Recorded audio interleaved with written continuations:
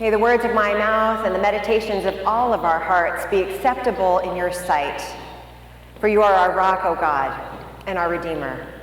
Amen. Good morning. Good morning. It's a pleasure to be with you here at Pilgrim Church.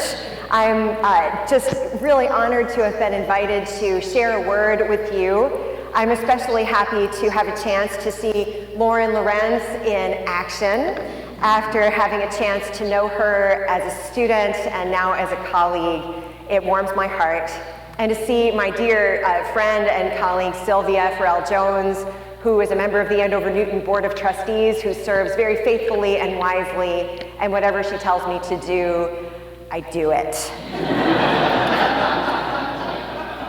I take as my text this morning the last part of the passage we just heard, the last part of the passage, the last two verses of chapter 12 of Mark's Gospel. If you want to look at it during a dull moment in the sermon, it's on page 881 in your pew Bibles, and the portion to which I will pay attention is the last two verses, 38 and 39, where we hear a story of an old widow who gives all she has. And we pay attention to the widow because Jesus paid attention to the widow, and Jesus didn't pay attention to things that were unworthy of attention. So we should give our full ear and eye to this widow who gives at her temple. Widows in Jesus' day were among the most vulnerable in society. When a person became widowed, when a woman became widowed, she lost access to resources. She doesn't have the family she came from anymore, because when she got married, they were no longer responsible for her.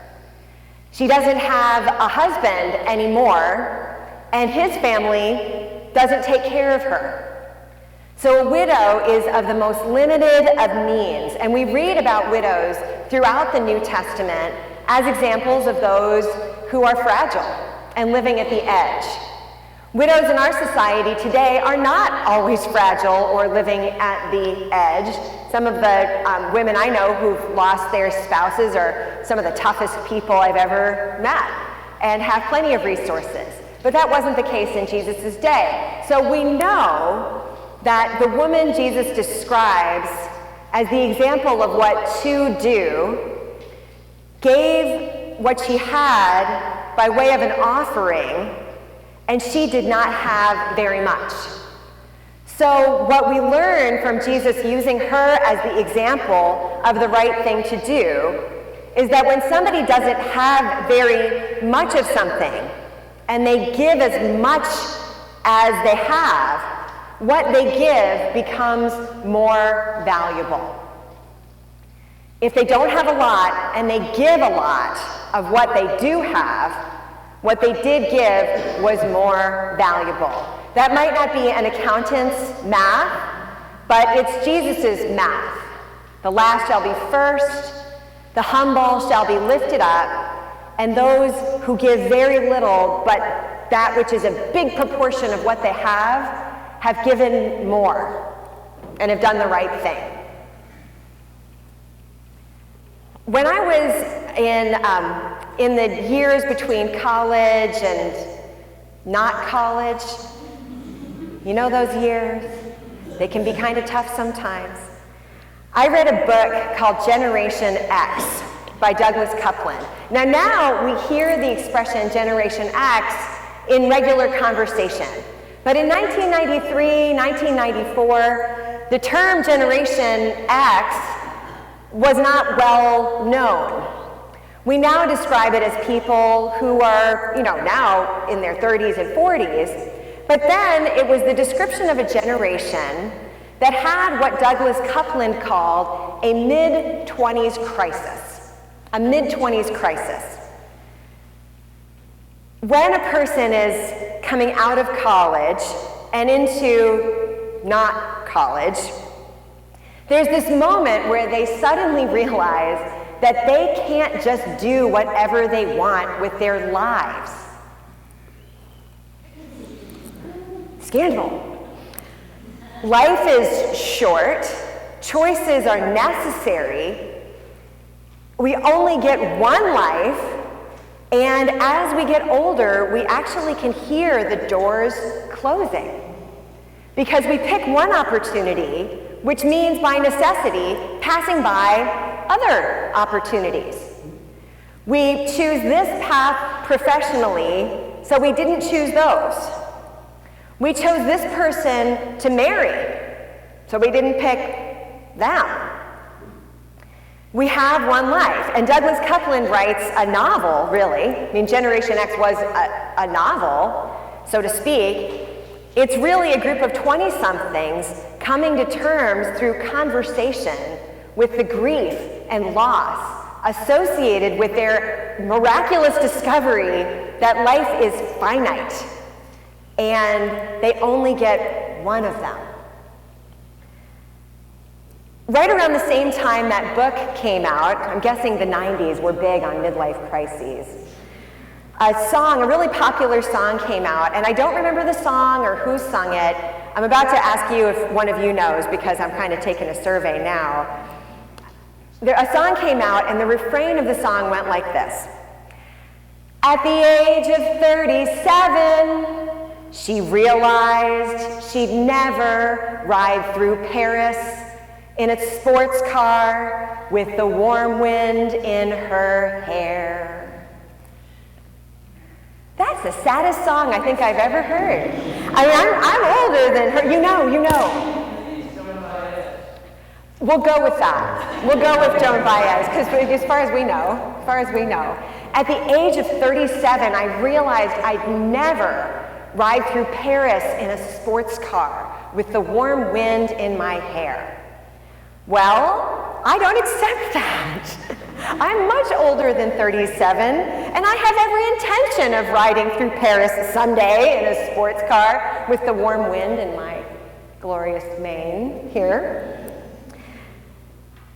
There are various moments in our lives, sometimes when we're in our 20s, sometimes when we're in our 30s, sometimes over and over again, that we have reminders that we have one life. And the choices we make are the choices we're making with a scarce resource. And since life is short, and the choices we make can be significant, that which we do is really quite precious when we think about Jesus's math. Jesus's math, not an accountant's math. In theological terms, the conundrum that I'm describing could be described in the framework, the theological framework of vocation. Vocation shares a root with to call, vocare, to call. And in the early Christian church, theologians talked about vocation in a very exclusive way. Those who are called to ministry, either the priesthood or the intentional religious life. So that could be a priesthood of a man or intentional religious life of a man or a woman. And in the early church, the idea that God puts a call on your heart was quite magical and restrictive to a small chosen few. In the Reformation, one of the first theological principles that Martin Luther broke up into pieces was this theology of vocation. Martin Luther said that not only are people who are called to priesthood or cloistered religious life are called, but everyone is called. Martin Luther described this calling in terms of a secret call and a public call. The secret call, Luther wrote, was the call that we all receive in our baptism. We enter a new life, we're reborn in our baptism, and that in and of itself constitutes our ordination, our calling to ministry. And then we have our public call. Some of us have a public call where we get to wear these fabulous robes. Kidding. And some of us have a public call where we serve in different ways. So what Luther offered was this sense that coincidentally some people live out their ministry as their public job, but everyone has a ministry. Now John Calvin, who wrote sort of simultaneously with but very separate from Martin Luther, and John Calvin, who wrote a lot of the theology on which we build our tradition, took that idea even further and talked about the sacred nature of the public dimensions of our calling.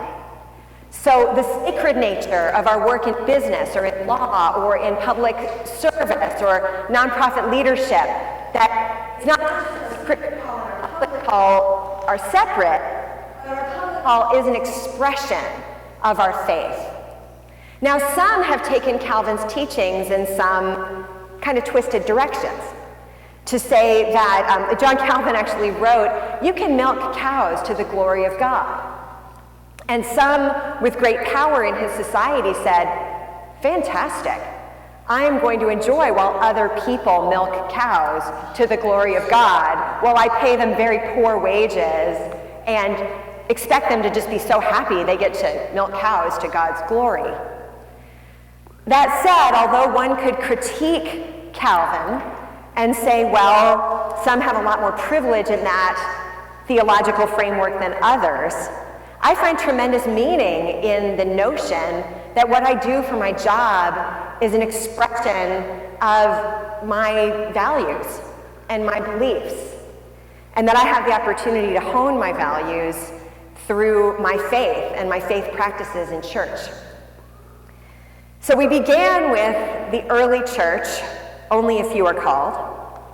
We moved to the Reformation, where vocation as a concept is expanded to include us all. And darn it if we don't see our church go full circle back to the Roman Catholics. Because there really is no faith tradition within the Christian family that pays more attention to vocational discernment than the Jesuits. Now the Jesuits get in trouble sometimes with their own hierarchies, but if any of you went to a Jesuit school, you might have heard that there is an expectation in Jesuit education to discern our calling as we decide what to do for our major and then our job. So Father Michael Himes, who is a scholar at BC, right down the street, BC, talks about how we discern what God is calling us to do through what we're good at, what the world needs from us, and what gives us joy. And that if we follow those three, what he calls three keys, we find our way into good uses of our very scarce time. Good uses of our one life. What are you good at? What does the world need from you? And what gives you joy? The resources in our faith tradition, in our Christian tradition, for discernment of vocation are quite rich.